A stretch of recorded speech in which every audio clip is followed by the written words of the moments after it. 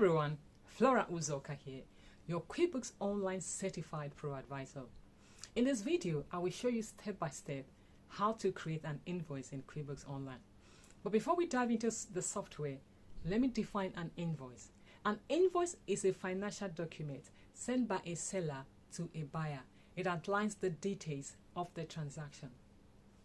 You will create an invoice when you want to request payment for a product or a service you provided to a customer. Now let's dive into the software so I show you how to create an invoice in QuickBooks Online.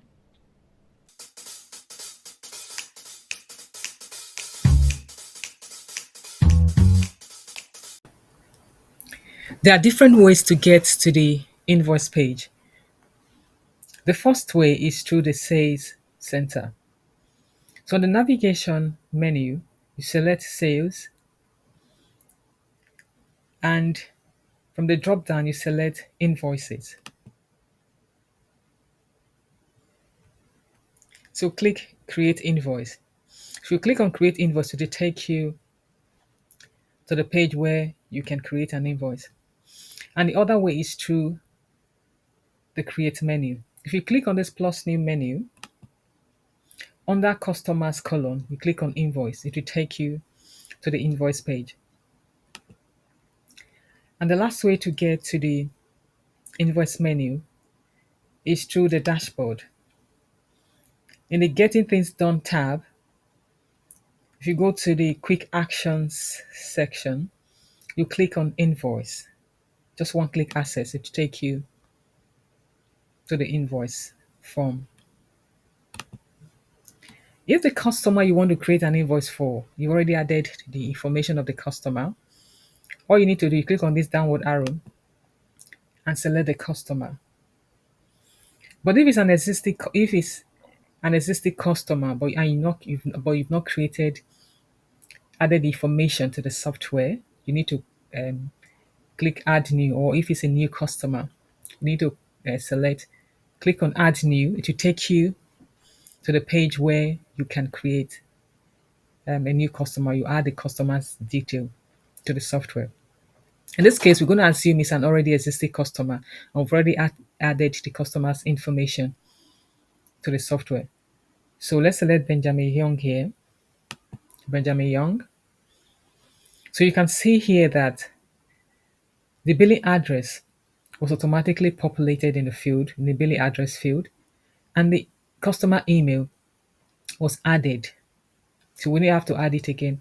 So as much information that you add when you're creating the customer's account will be displayed, like the address and the email address. You don't need to enter it again. So the next thing we're going to add is the payment, the payment terms. The payment terms when the customer is going to pay you. Is it 10 days time, 15 days time, 30 days time, in 5 days time? So when you're expecting the customer to pay you for the invoice. So you click on this downward arrow. So you select from the options here. If the options that are listed here if it doesn't suit the time, if it's different, the options listed there is not enough. It's not exhaustive. You only have 3. You can customize it. You can click on Add New. If it's 10 days time, you click on Add New and write 10 days time. But in this case, we're going to choose net 15. So we'll select net 15. So enter the invoice date. By default, today's date will be displayed in the invoice date. But if it's different from today's date, you just need to change it. But in this case, we assume it's today's date. And the due date will automatically be calculated, so we don't need to enter the due date. Once you enter the terms of trade and the invoice date, the due date will be calculated. We need to enter the invoice number. If this invoice number is different, we can change it. So I want you to know that you have the options of adding some fields and removing some fields, and you have the option of adding some colons as well. To see the options you have, you click on this gear icon here. Click on this gear icon. You see the fields. Look at the fields you can add and the ones you can remove. The shipping address is a field that you can add. The total discount. If you're going to give You're going to add a discount to this invoice. The total discount fee is required, and a deposit. If the customer paid you upfront for this, if we paid you some money upfront for this service or for the product, you will need to add the deposit. You have the custom transaction numbers. So if you don't want it, you can deselect it. You have the tag option of adding a tag to this transaction. But in this case, we don't need the tag, so we don't need to tick in the box, so we'll just leave it. So you can see the option, the columns that you can add as options. So you see the item service code. If you require that, you can click in the box. So we have the service date as an option here. We're going to leave the service date. If the service date is different from if you want to include the date that we provided the service, also the product to the customer, you leave the box here. You don't untick it, you just leave it. And the product and service. So when you finish, just close it. So I want you to see, so we're going to add the service date. You'll select the service date here. Let's assume it's the 1st of February, provided service the 1st of February.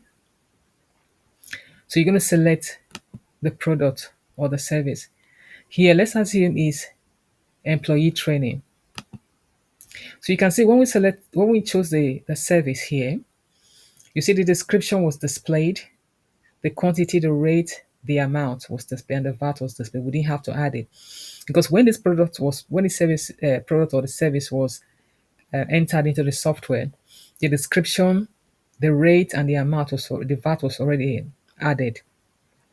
So as much information you add when you are creating a list in the software, it will help save time later.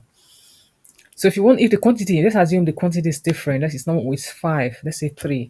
Quantity is 3. So the software will calculate the total amount for you. You can change it. If the rate has changed, you can change the rate if it's changed. But if it's the same, you don't need to do anything. So you can save as much time and reduce error by entering as much information as possible when you're creating a product or a service, or you're creating a customer account in the software. So the discount, let's assume it's 10%. Just say 10%. Or if it's a value, you select the value. Let's say it's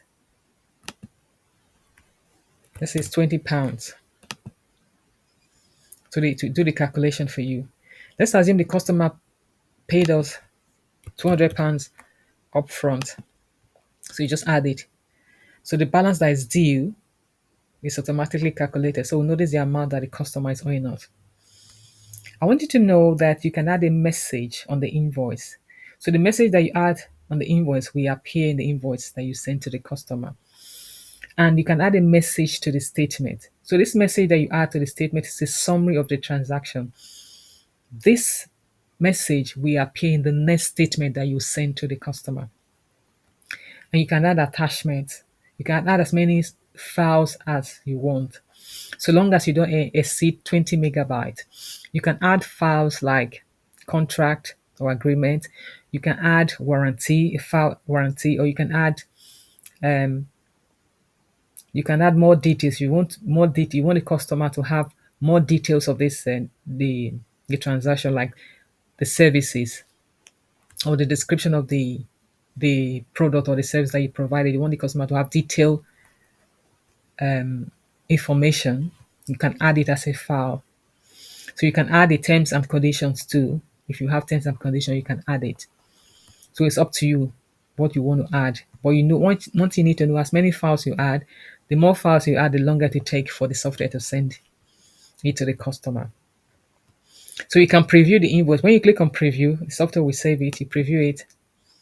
Click on preview. So you can see the invoice to know how the invoice is. This is how the invoice looks. This is how the invoice looks. If you don't like the way the invoice looks, you want the invoice to align with your brand, you can customize the invoice. If you want to download the invoice, you click on download. If you want to print it, you can click on print. But in this case, we just want to close. So if you want to customize the invoice, you click on customize. So you can add your color, your font, your logo to the invoice if you want. You can make this If it's a transaction that will be regular, it's going to be a regular transaction, a repeated transaction, you can make a template that you use, that you can be using each time you want to create this transaction. If you want to create a template, you just click make recurring, so you can have a template ready for you to use each time you want to create this transaction, which is going to be a regular transaction. So I want you to know you have different options of saving, sending, or you can send a link to the customer. So there are many ways the customer you can send this invoice to the customer. So let's see the first one that's displayed there. That's save and close. If you click on save and close, this invoice will be saved and it will take you to the to the dashboard. So if you just want to save it and go back to the dashboard, you just click on save and close. It will take us back to the dashboard. But if you want to send it to your customer, so that you have options of how to send it.